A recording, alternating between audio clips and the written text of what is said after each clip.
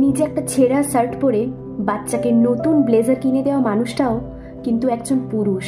নিজে সারা মাস আধপেটা খেয়ে অথবা অফিসে ওভারটাইম করে বা দুটো বাড়তি টিউশন পড়িয়ে প্রেমিকাকে তার সেই পছন্দের ড্রেসটা কিনে দেওয়া মানুষটাও কিন্তু একজন পুরুষ। ধরুন আপনি কোনো একটা ভিড় বাসে উঠেছেন, এবার ওই বাসে যদি 50টা সিট থাকে এবং তার মধ্যে 48টা যদি মহিলা দ্বারা অধিকৃত থাকে, দুটো সিটে যদি আমরা কোনো পুরুষ মানুষকে বসতে দেখতে পাই, আপনার চোখ কিন্তু কখনোই ওই নারী দ্বারা অধিকৃত সিটগুলির দিকে যাবে না।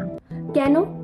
আপনি যদি খুব অসুস্থ না থাকেন তাহলে একজন পুরুষ মানুষকেও সিট ছেড়ে দিতে শিখুন, কারণ তাদেরও শরীরে ক্লান্তি থাকে।